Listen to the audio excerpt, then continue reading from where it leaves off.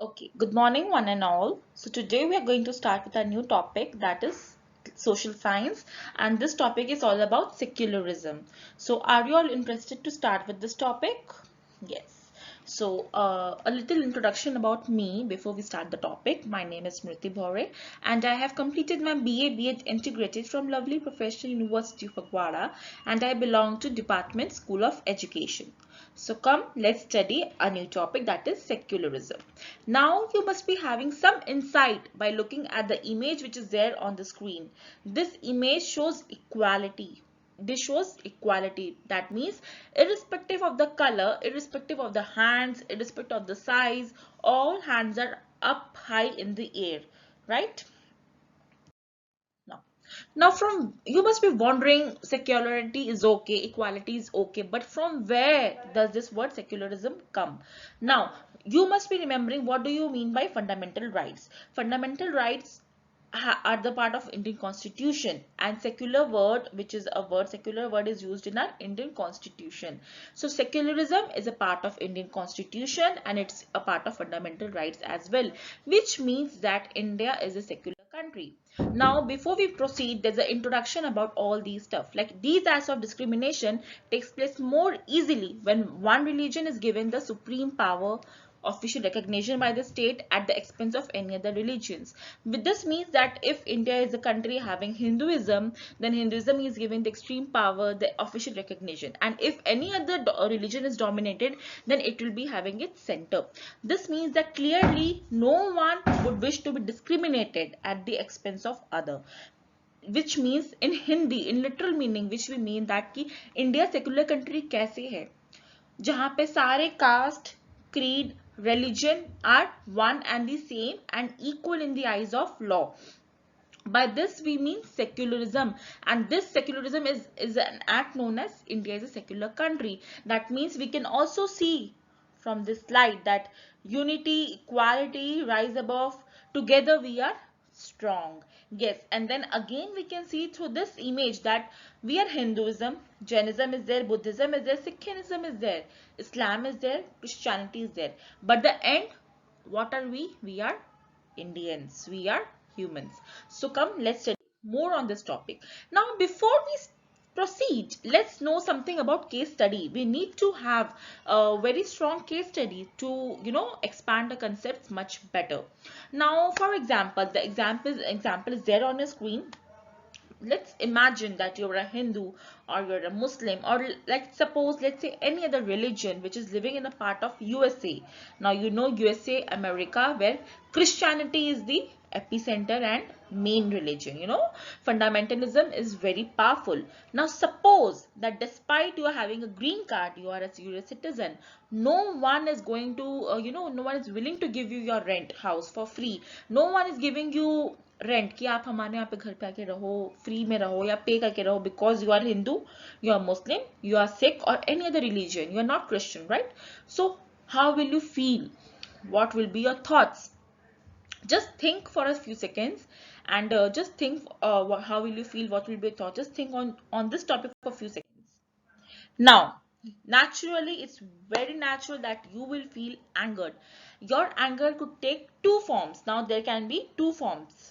And what those two forms are, you might react by saying that Christians should get the same treatment when they come to India.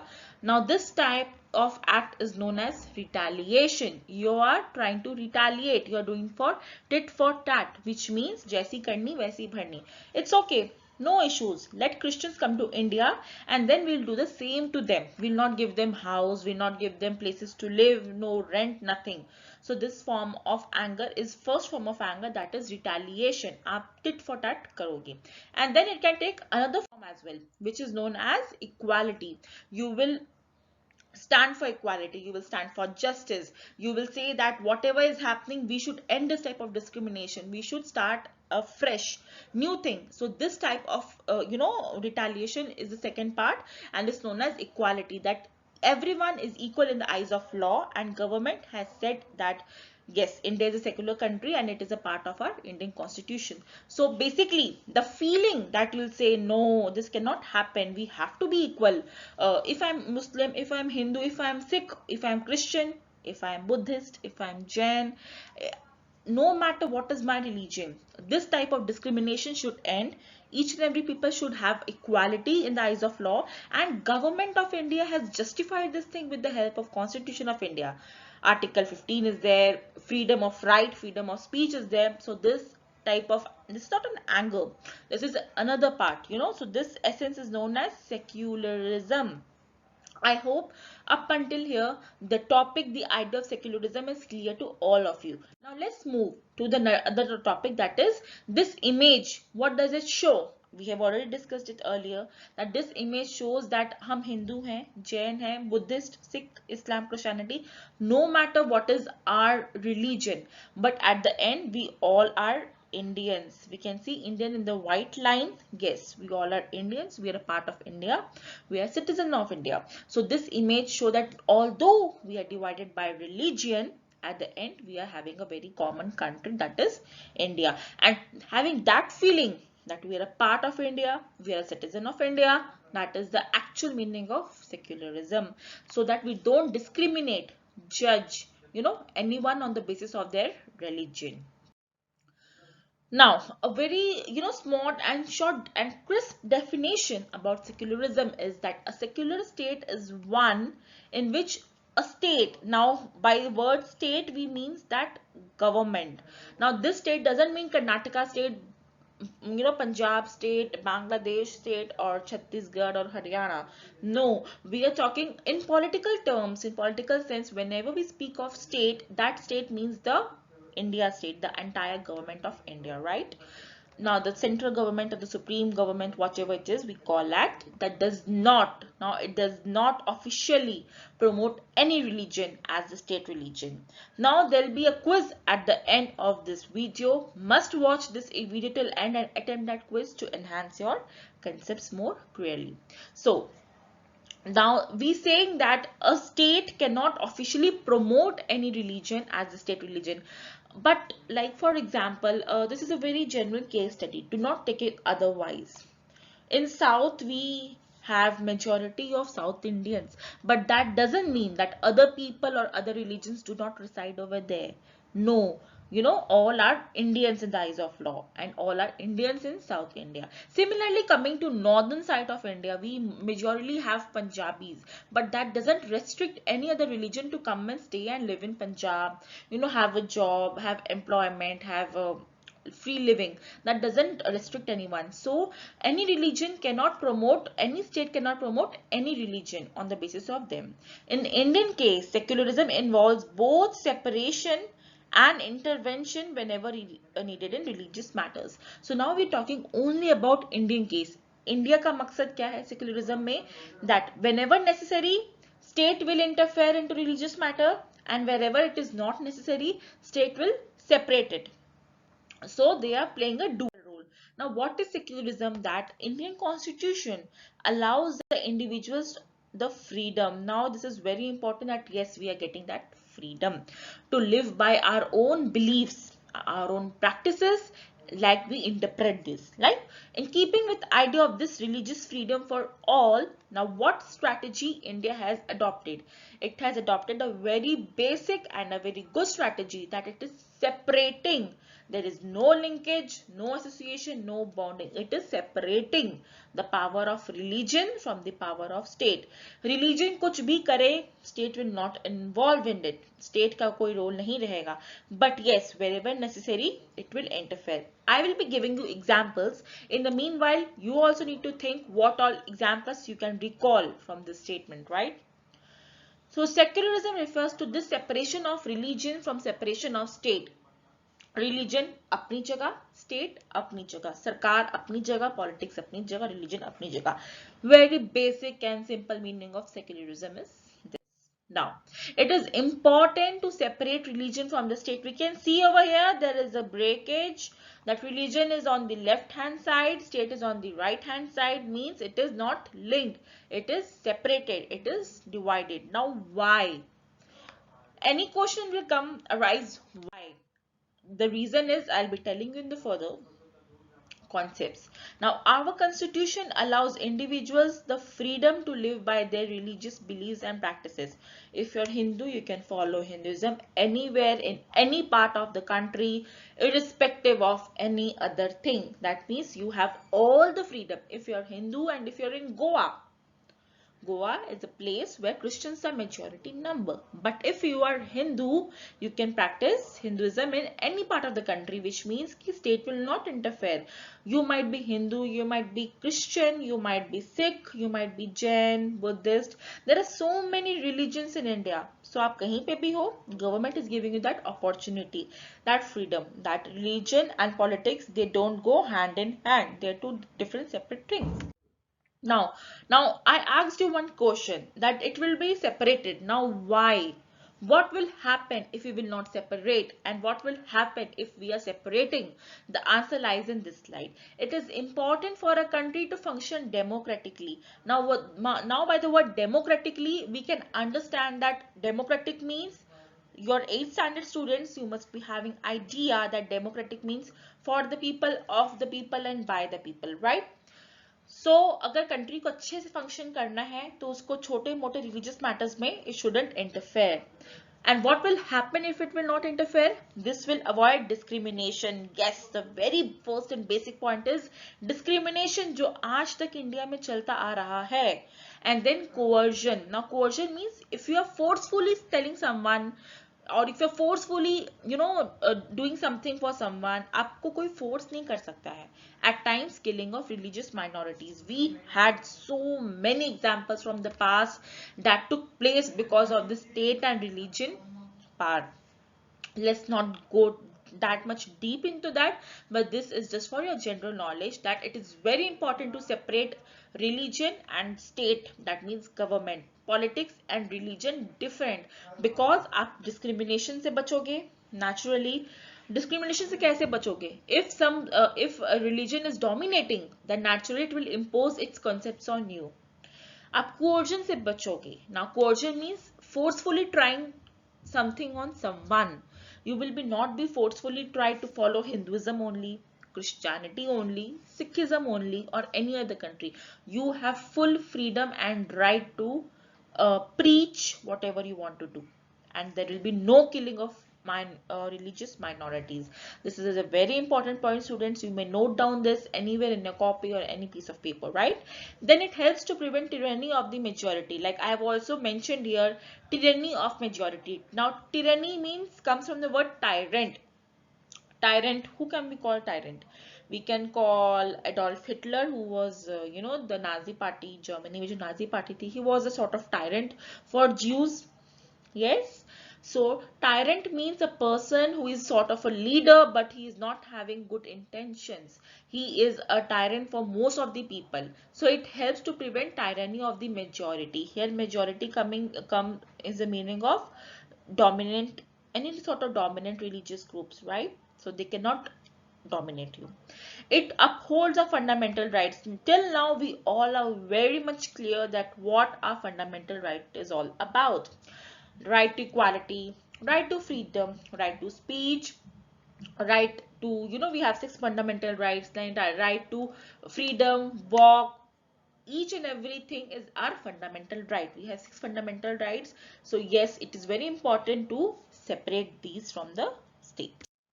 Now, I also explained to you earlier that wherever necessary, it will interfere, and wherever necessary, it will separate. We have just discussed that why it is important to separate. Now we will discuss in this portion that why it is important to interfere in religious matter.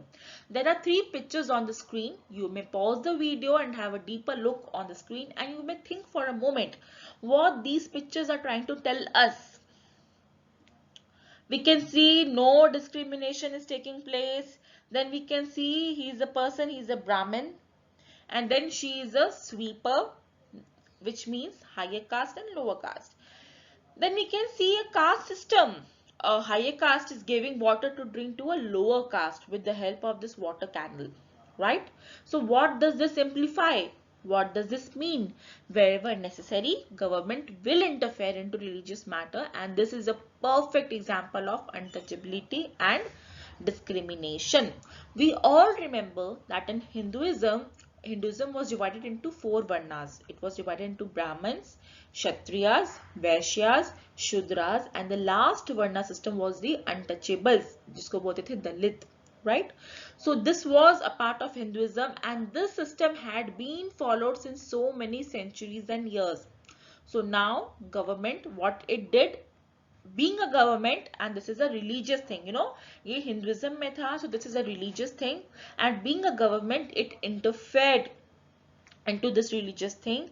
It abolished untouchability, it abolished caste system, it passed so many laws that each and every person, irrespective of their caste, creed, religion, each and everyone is equal in the eyes of law. So this one is a very perfect example of what all religious matters were there where government had interfered, right?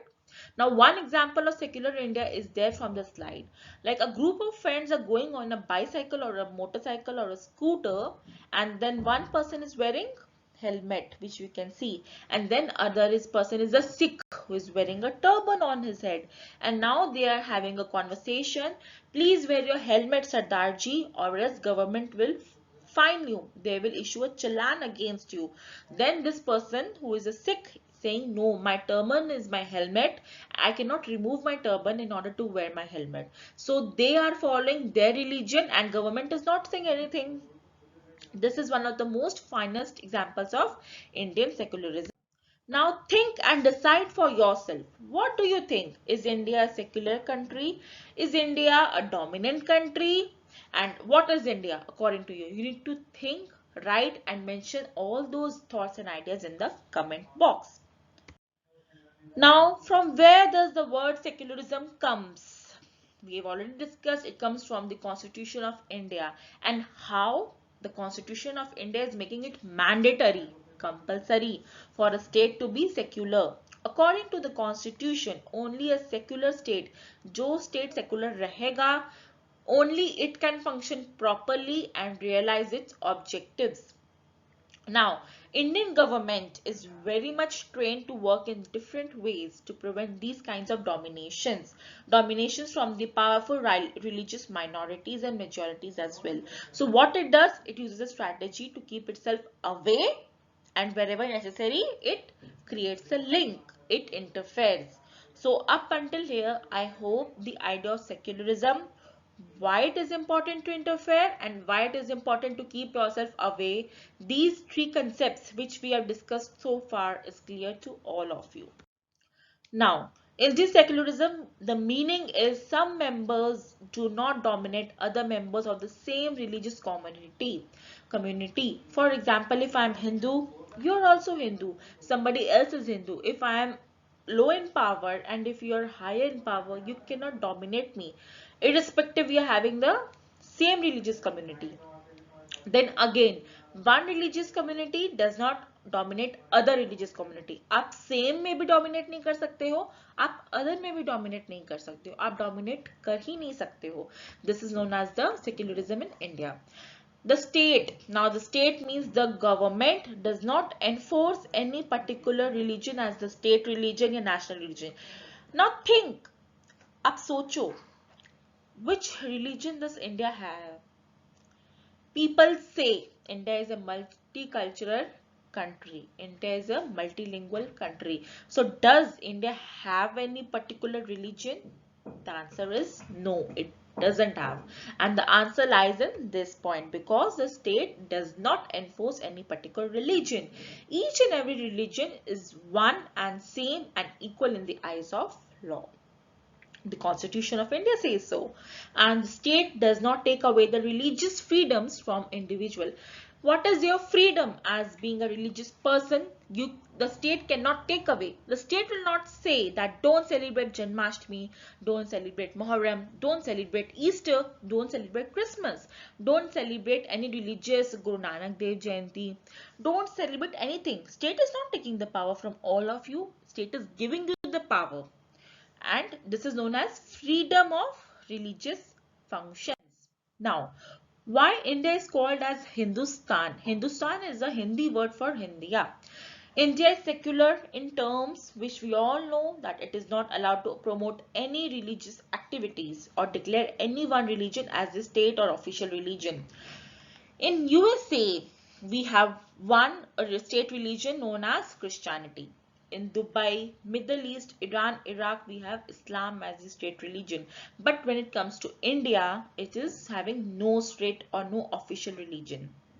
This is the best and appropriate example of secularism which is followed in India. Now, government schools, offices, courts, police stations, all those public places, even private places and institutions, they don't display any sort of religion. Have you ever wondered that in any government school or in any police station you can see only one religion is there? No. Mostly we can see the image of Mahatma Gandhi, who was a freedom fighter and who brought many movements in terms of freedom. But apart from this, we cannot see that government school is celebrating any sort of Janmashtami or any sort of Muharram or any sort of Ram Navami or any sort of Christmas. No, they don't, because they cannot. They are not entitled to promote any one religion. If they are doing so, unko sab karna padega. It's better not to do. Same goes with the offices, police, government offices, courts, police station, where all type of religious people come, take part, visit. So they cannot promote, na? They cannot. They have to stay back. And no religious festival is celebrated in government school. Now think all of you have studied in a government school and all those who have studied in a private school, but then again studying in a Montessori or a Christianity school, we do celebrate.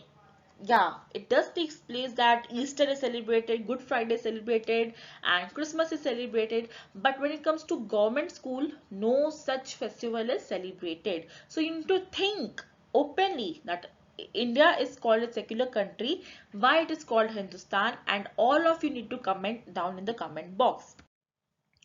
Observe the conversation between school students and the teacher. This slide we have just discussed in the previous part, and teachers giving them the answer. You may pause the video for a few seconds and you must tell me your observation that do you think the teacher is giving the right answer to the students?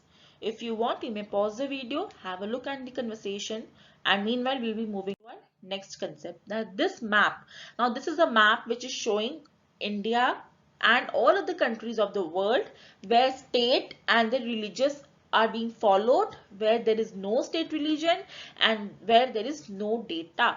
So now countries without state religions. India is a part of this blue part. So India is a country without any state religion. Now countries with state religion. Now we can see all these countries which are there in this part. Middle East part, you know, Middle Eastern part of the world map, and all those countries like Australia is there and all those other countries are there. These countries are having state religion. Now your task is to find out these circled areas and you need to observe that कौन सी country में state religion है and which are those countries apart from India. India we have already discussed it. It was there in the topic. So apart from India, which countries are there which are having no state religion, right?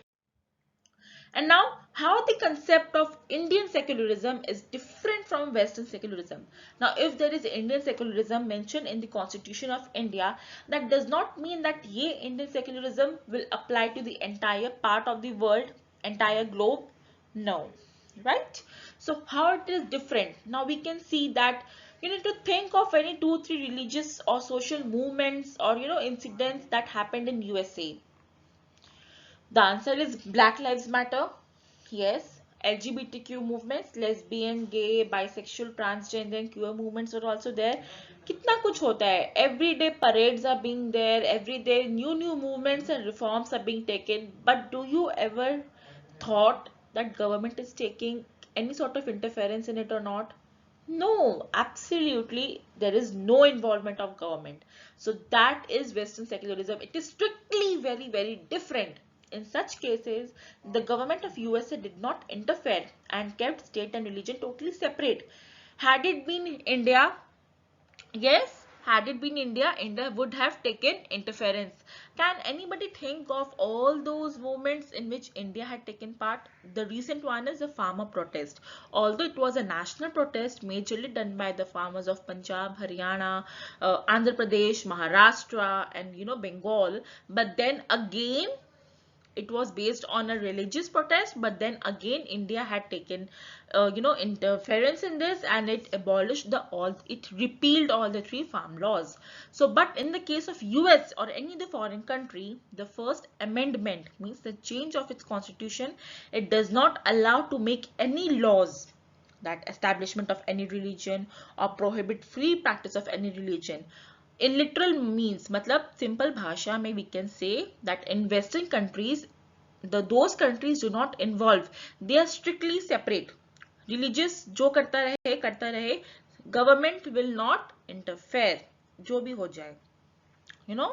So in that country the separation is there. They cannot interfere. So in a nutshell, what have we studied today? That India is a secular country, why it is important to interfere, why it is not important to interfere, and what is the India's concept of secularism as a whole. We just discussed few examples, and then we just discussed how India's secularism concept is different with that of Western, that means USA. Right? So in a nutshell, India's concept of secularism is totally different from the Western concept of secularism. India had interfered in many religious matters, and as abolition of untouchability, yes. Sati system, of course, yes, Sati system was practiced in Hinduism, but then India passed a law कि ऐसा कुछ भी नहीं होगा, right? The caste system, the farmers bill, which was the recent one. So you need to share your views and ideas in comments, that do you really feel that India is secular? If yes, how you feel that India is a secular country? Keep on watching this channel and wait for the other video to be followed. Goodbye. Thank you. And if you have any doubt, kindly share it in the comment box. Thank you so much.